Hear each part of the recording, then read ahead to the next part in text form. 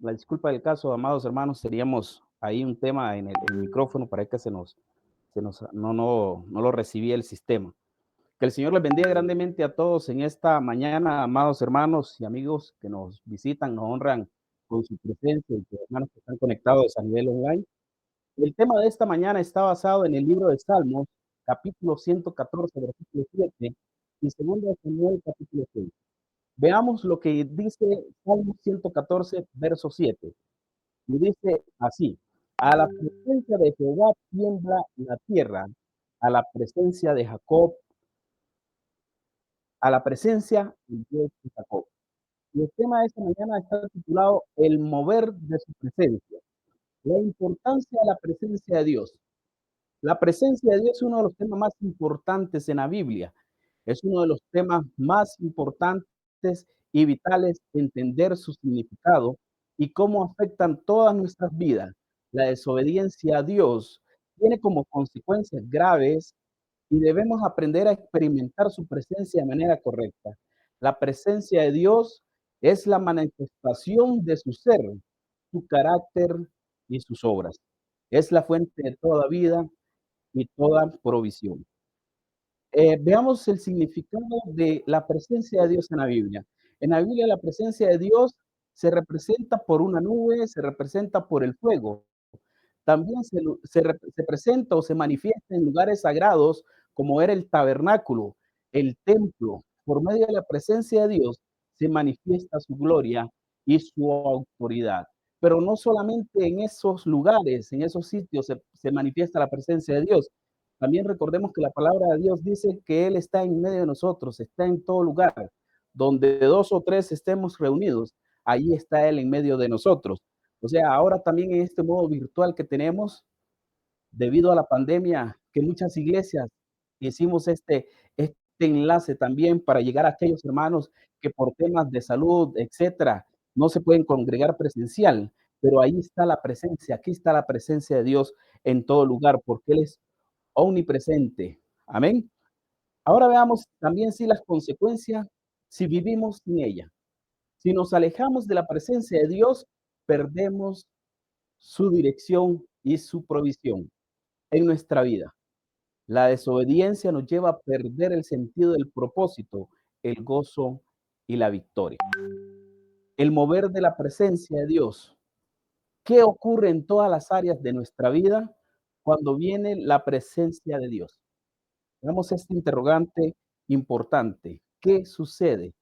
El mover de la presencia de Dios puede provocar muerte, prosperidad, adoración y envidia.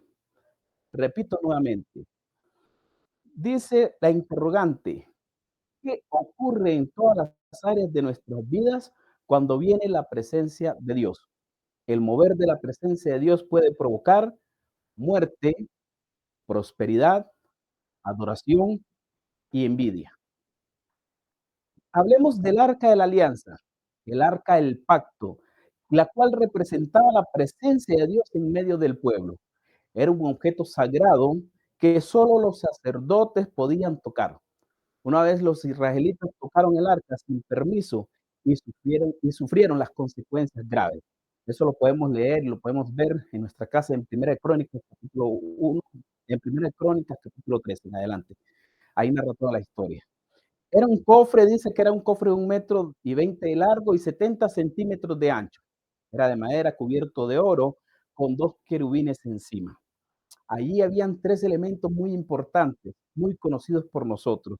Hebreo capítulo 9, versículo 3, ¿verdad? Que dice que es el maná, la provisión de Dios, aquella comida celestial que se le dio al pueblo de Israel mientras anduvieron los 40 años en el desierto, perdidos. La vara de Aarón, la cual representa la autoridad de Dios, y las tablas del pacto, las cuales eran las leyes de Dios, escritas por el propio dedo, por la mano de Dios. Dice que también los filisteos y el arca del pacto. Veamos, los israelitas perdieron una batalla y el arca del pacto fue capturada por sus enemigos, solo que decidieron llevarla a la batalla, solamente porque decidieron llevarla a ese lugar de batalla, de guerra, pensando que les daría la victoria. Esta arca la había perdido Israel, la habían olvidado, pero David fue y trajo de regreso el arca a Israel. Ahora, veamos algo muy importante, de los puntos muy importantes. Dice que Usa, vamos a centrarnos también en esta narración, esta historia importante de Usa, que murió al tocar el arca. ¿Por qué murió Usa al tocar el arca del Señor? Recuerdo la primera vez que leí segunda de Samuel capítulo 6. Allí encontré la historia de la muerte de Usa al tocar el arca del Señor cuando ella era trasladada a Jerusalén. Fue un pasaje que tuve que releer una y otra vez porque me costaba entenderlo, el preguntarme la razón de la muerte de este hombre. David y toda la casa de Israel se regocijaban delante del Señor con toda clase de instrumentos hechos de madera, de abeto y con liras, arpas, panderos, castañuelas, címbalos. Pero cuando llegan a la era de Nacón, a la era de Nacón, Uz extendió su mano hacia el arca de Dios y la sostuvo, porque los bueyes casi la volcaron. Y se encendió, dice la palabra de Dios, veamos lo que nos dice segunda de Samuel capítulo 5, versículo 7, 5 al 7. Capítulo 6, versículo 5 al 7. Y se encendió la ira del Señor contra Usa y lo hirió allí por su irreverencia y allí mismo murió junto al arca de Dios. Esta breve historia no está para que la pasemos por alto.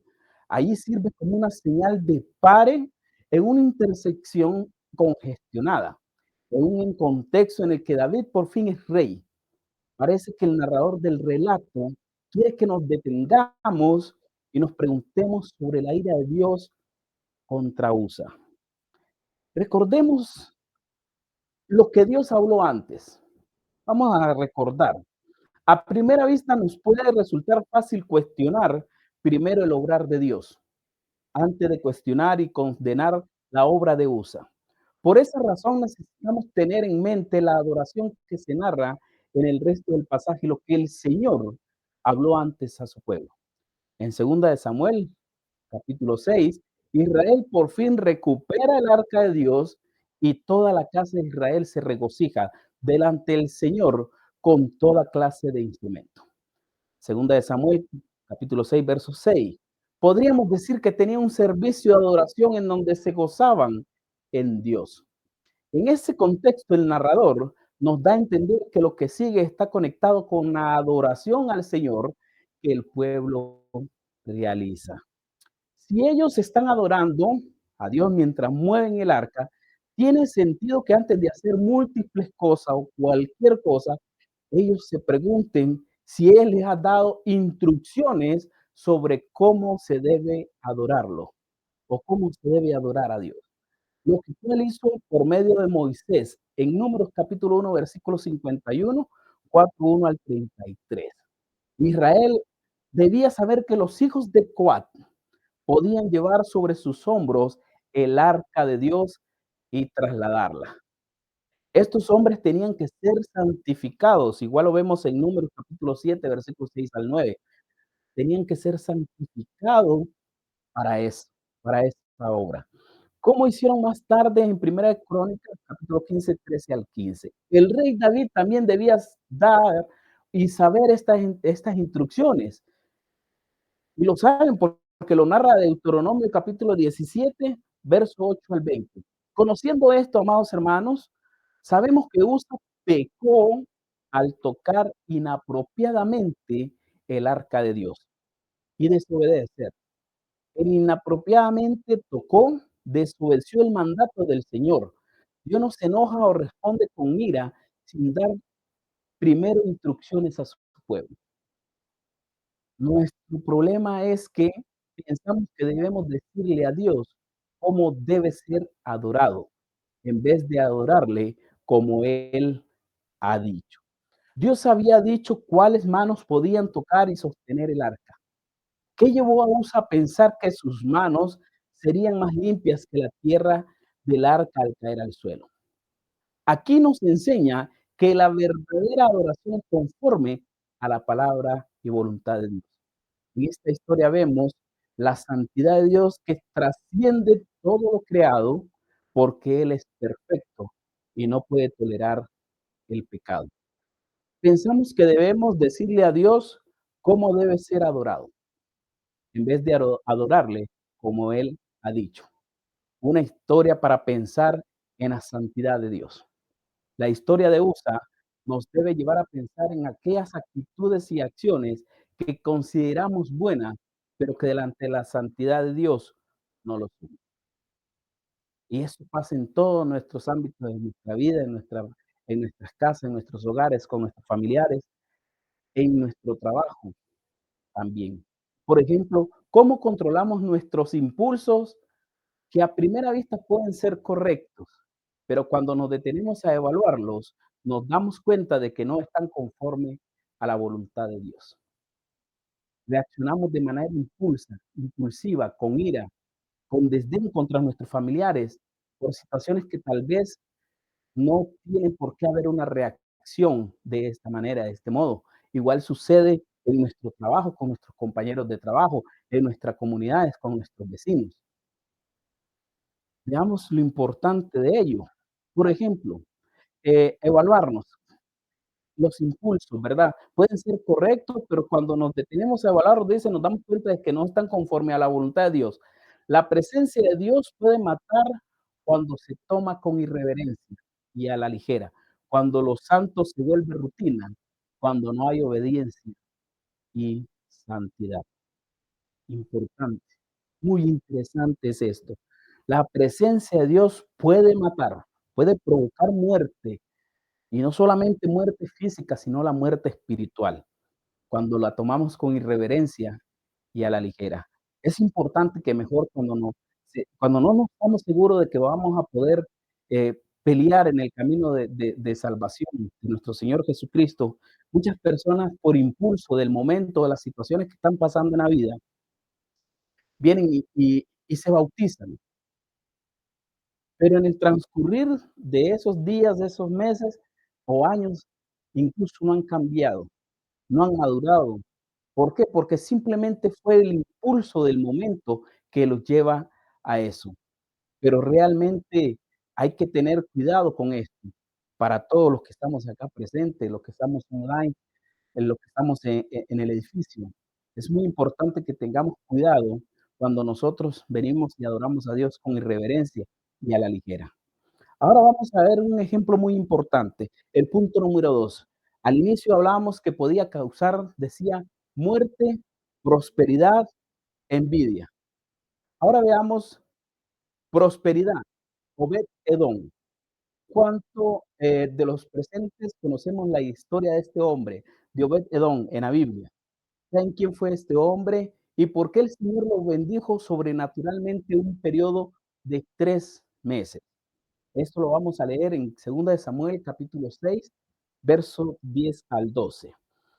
De modo que David no quiso traer para sí el arca de Jehová a la ciudad de David, y la hizo llevar a David a casa de Obed-Edom. Y estuvo el arca de Jehová en la casa de Obed-Edom, geteo, 3 meses, y bendijo Jehová a Obed-Edom y a toda su casa. En Segunda de Crónicas, capítulo 26, también vemos esta historia. Cuando David decide trasladar el arca desde la ciudad de Kiriat Yarim en Jerusalén, sucedió la muerte de Usa. Teníamos ese evento que había ocurrido, ¿verdad? Porque tuvo la osadía de agarrar el arca cuando los bueyes tropezaban. Ante este suceso, David reconoció que su corazón no estaba del todo en armonía con Dios, por lo que tuvo temor de trasladar el arca a Jerusalén. Pensó que sus pecados le acarrearían muerte por esta razón. Impuso que el arca que se quedara en la casa de Obed-Edom. Aunque se alegró Obed-Edom, temblando dio la bienvenida al sagrado símbolo como garantía del favor de Dios a los obedientes. La atención de todo Israel se dirigió ahora, en esta ocasión, hacia el geteo y su casa, para observar cómo le iría con el arca. Recuerden que hubo un evento que a cualquiera podría haber asustado o estar temeroso, con miedo, acababa de morir Usa por tocar de manera inapropiada el arca, y ahora es trasladada a la casa de Obed-Edom, y todo el pueblo y toda la gente está pendiente a ver qué puede suceder en esta casa, con el arca ahí presente en la casa y en el hogar de Obed-Edom. Pero dice y narra la historia, y bendijo Jehová a Obed-Edom y a toda su casa. En la distribución del servicio del santuario a la familia de Obed-Edom, junto con sus hijos, que eran numerosos, porque Dios los había multiplicado, se le asignó ser supervisores del tesoro y del santuario. Eran los encargados de los asuntos exteriores, diplomacia, ¿verdad? De Israel, tales como gobernadores y jueces. La vida de Obed-Edom nos enseña que cuando se sirve a Dios con toda integridad, Él nos colma de grandes bendiciones. Todas las bendiciones deben venir a través de un mediador. Ahora cada miembro de la familia humana está enteramente en las manos de Cristo. Y todo lo que poseemos en esta vida presente, ya sea dinero, casa, tierra, la capacidad de razonar, fortaleza física o facultades intelectuales y todas las bendiciones de la vida futura han sido colocados en nuestra posesión como tesoros de parte de Dios para que sean fielmente empleados en beneficio del hombre, de la humanidad. Vea qué hermoso cuando Dios nos bendice. Y Dios nos ha bendecido desde el inicio, desde la fundación del mundo, desde que estábamos en el pensamiento de Él. Lo que pasa es que muchos de nosotros somos desagradecidos con Dios, con todo lo que nos da. Desagradecemos que Dios nos dio una familia, que nos dio hijos, que nos dio esposo o esposa, que nos da trabajo, que nos da alimento. Nosotros somos muy malagradecidos humanamente hablando. Cada don tiene el sello. Veamos que tenemos dones espirituales, tenemos dones seculares, nuestro carácter y nuestra sabiduría, tanto espiritual como intelectual, que Dios nos da. Cada don tiene el sello de la cruz, lleva la imagen y el sobrescrito de Jesucristo. Todas las cosas provienen de Dios, desde los beneficios más insignificantes hasta la mediación sobrehumana asperjada en la sangre, cuyo valor supera todo cálculo para la vida de Dios en su Hijo. Porque veamos qué interesante, qué importante cuando Dios nos da todos esos beneficios, por más insignificante que nosotros podamos ver, pero si lo sabemos aprovechar, lo sabemos multiplicar, pues vamos a prosperar grandemente. Todo fluye con un único canal, es la mediación sobrehumana, asperjada con la sangre, cuyo valor supera todo cálculo, porque era la vida de Dios en su Hijo. Cuando Jesucristo murió en la cruz, derramó su sangre por cada uno de nosotros, dándonos salvación para vida eterna también. Entonces, veamos no solamente en lo material, se nos bendijo y se nos prosperó, se nos bendice también en lo espiritual, porque se nos da la promesa de darnos una vida eterna, de darnos una salvación y una vida eterna. Entonces, veamos ahí lo importante de Obed-Edom, ¿ya? El cual fue prosperado porque era una familia cualificada y calificada por parte de Dios para que el arca permaneciese ahí. Y fueron bendecidos 3 meses, pero anteriormente dice que eran los embajadores, que antes tuvieron puestos altos a nivel, por así decirlo, político. Ahora veamos el punto número 4, David. David era un adorador apasionado.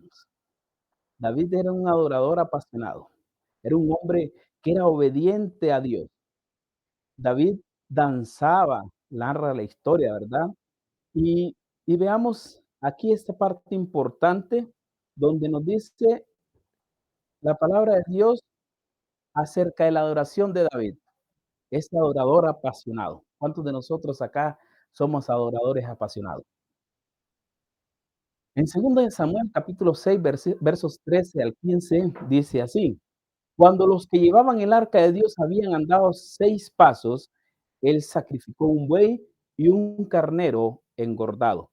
David danzaba con toda la fuerza delante de Dios y estaba vestido con un efod de lino. Así David y toda la casa de Israel conducían el arca de Jehová con júbilo, sonido de trompeta. David tenía una profunda sensación de ser amado por Dios. De hecho, eso era lo que daba grandeza a David, puesto que se sentía tan profundamente amado por Dios. David era un adorador apasionado. El rey David era una persona con estas cualidades. Dice él que era transparente, tenía una era pura, limpia, honesta, humilde, con dominio propio, con un espíritu de servidor, obediente y muchas características de santidad. Podemos probar en la iglesia de Cristo acá en Jinotep y en todas las iglesias de Cristo a nivel mundial algunas de las adorables acciones de David. ¿Será que podamos? ¿Será que las tenemos? ¿Será que las implementamos? ¿Será que las demostramos delante de toda la congregación, vecinos, amigos, en nuestra vida diaria? En Primera de Crónicas, capítulo 16, dice que David da instrucciones a Asaf y sus asociados sobre cómo alabar al Señor. Vean qué importante. Este pasaje está lleno de lo que yo llamo verbos de adoración o acciones que David creía que podían honrar a Dios.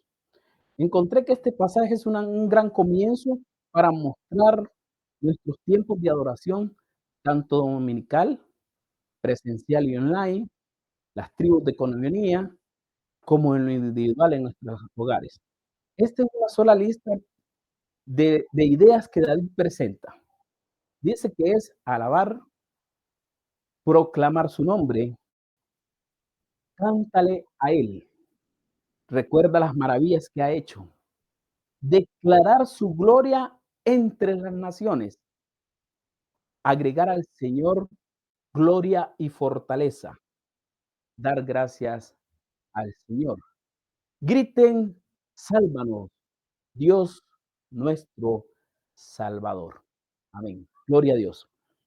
En muchas ocasiones he observado cómo muchos hermanos y hermanas, lamentablemente, pero es la realidad y la tenemos que también eh, eh, poner en evidencia para que podamos corregir estos actuares, estas actitudes dentro de la congregación. Y es que hay muchos hermanos dentro de la iglesia que se burlan o critican a un hermano o hermana o visita que en el momento de la oración o de las oraciones o en el momento de entonar los signos y cánticos espirituales cierran sus ojos o levantan sus manos. Me recuerdo un amigo de la iglesia de Cristo en Villa Alemania, eh, que cada vez que se entonaban los signos, él se gozaba grandemente y con voz fuerte decía: "Amén, amén, aleluya, gloria a Dios". Pero para muchos esto estaba mal. Pero veamos lo que leímos anteriormente de esa lista y que el rey David daba instrucciones de cómo alabar y adorar a Dios. Es lamentable que en muchas iglesias nuestros administradores, nuestros pastores, nuestros evangelistas, nuestros maestros, no instruyamos a la grey en estos aspectos tan importantes de la oración de Dios. ¿Cómo es posible que nosotros, el pueblo de Dios, en su congregación, en el templo, en el día de adoración, la iglesia somos nosotros, nos burlemos porque un hermano cierra sus ojos cada vez que estén entonando un cántico que le está llegando en el fondo de su corazón, en su alma, que le está ministrando, porque los cantos, signos espirituales también nos ministran a nosotros. Porque a veces estamos acá presentes y no sabemos, incluso el hermano predicador está en este momento delante de ustedes, delante de esta asamblea, y no sabemos qué puede estar pasando o qué pasó anteriormente, unos momentos antes del hermano que está acá predicando delante de ustedes en el púlpito, y no sabemos que el enemigo posiblemente lo atacó previamente, o el hermano que está entonando los himnos espirituales, no sabemos qué conflictos tuvo anteriormente, o en su trabajo, o de salud, pero está ahí, alabando y adorando a Dios, independientemente del tropiezo que Satanás le ponga, porque Satanás se va a burlar y te va a poner un tropiezo, y te lo va a decir, porque así es. Satanás siempre va a querer que llevemos la contraria. Satanás va a poner un tropiezo para que el día de hoy tú no predique, para que el hermano, que le tocó hoy el servicio de cánticos espirituales, nuestro hermano Manuel Avilés, no se pare frente a ustedes a entonar himnos espirituales. O bien, aquel hermano, no sabemos qué está pasando en este hermano, está sintiendo y necesita la presencia de Dios en este momento de quebranto espiritual, cual en sus hogares, en su trabajo. Muchos hermanos, lamentablemente, actualmente, y no solamente a nivel, de las iglesias de Cristo, sino que a nivel mundial, muchas personas que se están, es la pandemia que a veces no se quiere reconocer en el mundo del tema de la ansiedad, y está haciendo que muchos jóvenes, incluso muchos jóvenes niños en sus escuelas, en sus colegios, en sus hogares, tomen esas fatídicas decisiones de quitarse la vida, por X circunstancias de la vida.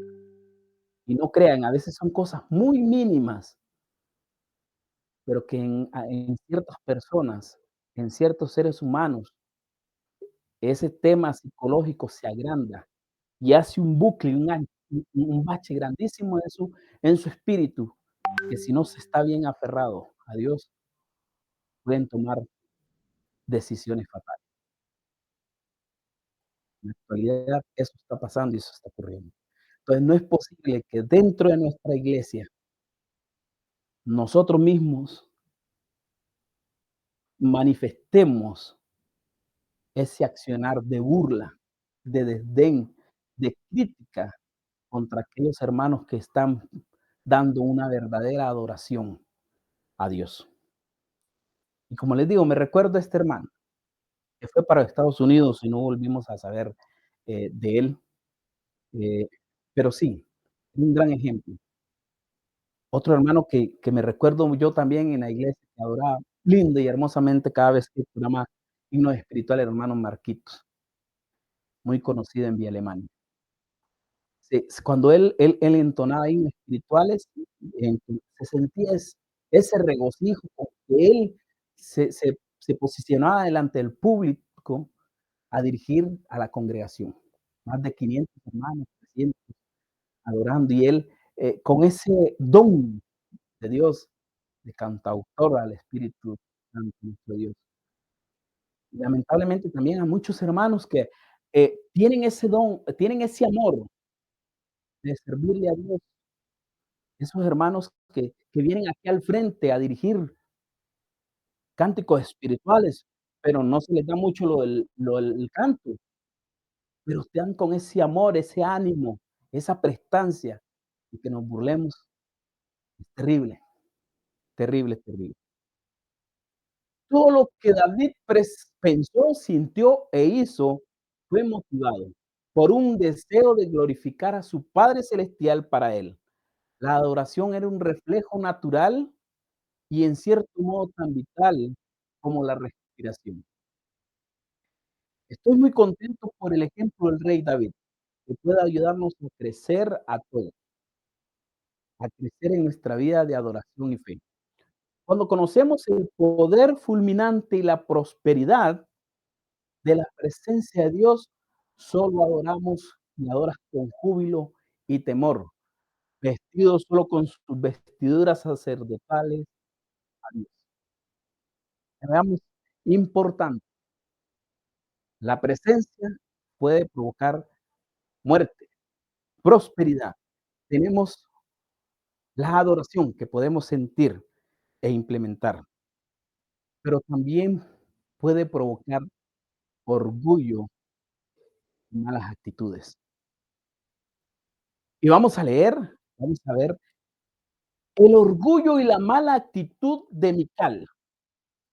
Recordemos lo que leímos al inicio sobre que Dios puede provocar la presencia, sobre lo que puede provocar la presencia de Dios antes de entrar en este siguiente punto.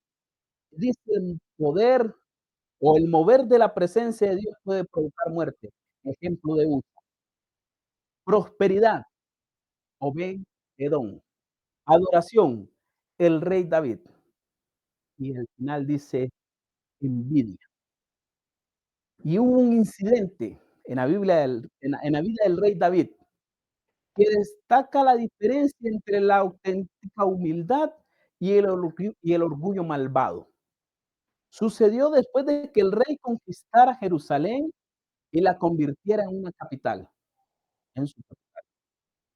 David consideraba a Jehová el verdadero rey de Israel, así que se encargó de que el arca, que simbolizaba la presencia de Dios, fuera llevada a su ciudad. Este acontecimiento era tan importante para David, que mostró su alegría ante todo el pueblo mientras seguía a los sacerdotes que llevaban el arca. Los habitantes de Jerusalén vieron a su rey dando brincos y danzando con todo su poder. Crónicas capítulo 15, versículo 15, 16, 29. Sin embargo, Mical, ¿quién era Mical?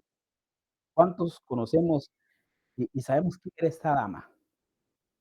Mical, para algunos, para los que ya conocemos y para aquellos hermanos y amigos que están acá conectados y presencial, Mical, para que no lo conocen, era la esposa de David, hija del rey Saúl. Dice que la esposa de David no participó en la gozosa procesión. Ella observó desde una ventana en vez de admirar la manera como el rey alababa a Dios. Empezó a despreciarlo en su corazón. Segunda Samuel capítulo 6 versículo 16. Invito a abrir sus Biblias y leamos lo que nos dice Segunda de Samuel capítulo 6 versículo 16. Dice así: Cuando el arca de Jehová llegó a la ciudad de David, aconteció que Mical, hija de Saúl, miró desde una ventana y vio al rey David que saltaba y danzaba delante de Jehová, y le menospreció en su corazón. Qué lamentable que nuestras esposas, nuestros hijos, nuestros familiares se presten y se presenten en esta imagen de Mical, se reflejen en la imagen de Mical. Muchas esposas hacen eso con sus maridos, muchos hijos hacen eso con sus padres, muchos hermanos hacen eso con sus hermanas, y muchos hermanos de la iglesia de Cristo hacemos esto con nuestros hermanos, los menospreciamos. ¿Por qué se sintió así? Bueno, parece que daba mucha importancia, Mical le daba mucha mayor importancia a su posición como a la hija del primer rey de Israel, que era Saúl, y como esposa del segundo rey de la nación. Puede que pensara que su esposo, el rey, no debería haberse rebajado al nivel de sus súbditos, ni celebrar como ellos la ocasión. Dicha altivez se reveló en la forma en que recibió al rey David. Cuando éste volvió a casa, pues les dijo con sarcasmo, segunda de Samuel, capítulo 6 versículo 20. Y dice así: cuán glorioso se hizo el rey de Israel cuando se descubrió hoy a los ojos de las esclavas de sus siervos, tal como uno de los escribanos se descubre completamente. Vamos, qué sarcasmo, ¿verdad? Volvió, dice, luego David para bendecir a su casa, otra versión. Y saliendo Mical a recibir a David, dijo: cuán honrado ha quedado hoy el rey de Israel, descubriéndose hoy delante de las criadas de sus siervos, como se descubre y sin decoro un cualquiera. Qué terrible. A la esposa de David le importaba más lo distinguido que la adoración, le importaba más el estatus social. A veces, ¿cómo nos podrían incomodar las mismas cosas de Dios y el mismo avance de sus obras? ¿Cómo nos podrían incomodar las mismas cosas de Dios y al mismo tiempo el avance de su obra? Ya, dentro de la adoración están estos 2 parámetros, estas 2. O sea, nos incomoda en cierto modo la adoración que dan muchos hermanos, muchos amigos, citas, incomoda cómo el administrador o los administradores están dirigiendo a la congregación, incomoda cómo un hermano se expresa a la hora de dirigir cantos espirituales, al mismo tiempo se avance de su obra.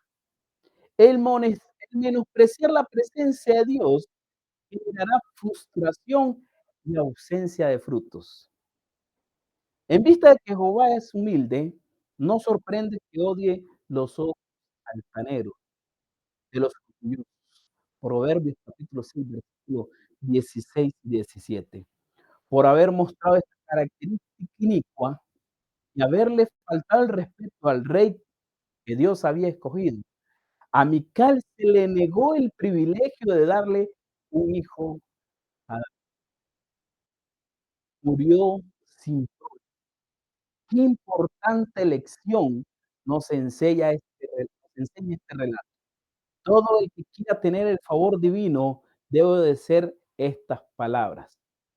Cíñanse con humildad mental los unos para con nosotros, porque Dios se opone a los altivos, pero da bondad inmerecida a los humildes. Primera de Pedro, capítulo 5, versículo 5. Veamos qué importancia es ser humilde de corazón en nuestros hogares, en nuestros trabajos y más en la congregación, con la iglesia, que somos todos los demás hermanos. Hay que ser humilde de corazón. Aquí en esta tierra nadie tiene nada en este mundo. Todos somos iguales delante de Dios. Y recordemos que nuestra visión es como resultado la presencia de Dios se mueve maravillosamente. Eso está en nuestra visión como iglesia de Cristo, está en la visión también del proyecto eclesía. Como resultado, la presencia de Dios se mueve maravillosamente en su iglesia, en su congregación y con cada uno de sus hijos. Para ir concluyendo, amados hermanos y amigos, hemos visto cómo el mover de la presencia de Dios puede provocar muerte, prosperidad, adoración y envidia. Hemos comparado las diversas actitudes hacia la presencia del Señor para que elijamos las mejores que agraden a Dios. ¿Cómo debemos presentarnos ante su presencia? Comencemos a tener la mejor actitud de respeto, honra, adoración y jubileo ante la presencia del Señor, independientemente de las circunstancias de la vida, del momento en el que Satanás puede ponerte de tropiezo a un familiar, a un amigo, a un hijo, a un padre, a una madre, a un vecino. Nosotros demos prestancia a la adoración de Dios. Que esos obstáculos no nos impidan continuar en su obra y en su adoración. Que nada nos impida estar acá en el púlpito, los hermanos que predicamos, aunque el día, la semana haya sido difícil, al hermano que dirige, a la hermana que está atendiendo y recibiendo a los hermanos, mujer, a los jóvenes que están atendiendo, el sistema digital, que las circunstancias de la vida, que el tema que tuvieron escolarmente no les perjudique para que el día domingo se presenten y continúen la obra de Dios. Porque Satanás hace lo que quiere, frenar la obra de Dios, frenar que la obra de Dios prospere. La adoración y jubileo, la presencia de Dios, sabiendo que la presencia de Dios se manifiesta en la adoración, en el hogar y en nosotros mismos. Ya otro de nuestros familiares, amigos o hermanos, vecinos, otros hermanos, no quieren presentarse a de ninguna de las formas de los medios que hay, presencial, online, pues nosotros continuemos, porque nosotros tenemos que luchar por nuestra propia salvación. Vamos a estar seguros que recibiremos la bendición de experimentar la presencia de Dios en adoración, en nuestros hogares y en nuestras vidas. Y al respetar, honrar y adorar la presencia del Señor, recibiremos gran prosperidad en nuestros hogares y gran gozo, pase lo que pase. No importan no importante las actitudes malignas de otros, a eso no le prestemos importancia. Recordemos que junto a la obra redentora de Jesús tenemos la palabra de Dios para vivir conforme a ella, en el poder que ahora reside en nosotros por medio del Espíritu Santo. Venimos ante Dios en Cristo. Su palabra nos informa cómo vivir para Él, y el Espíritu toma la palabra y la aplica en nosotros para nuestra santificación. Como lo dice Juan capítulo 17, versículo 17. Santifícalos en tu verdad, tu palabra es verdad. Así vivimos ante la santidad de Dios. Que el Señor les bendiga a todos grandemente, amados hermanos y amigos.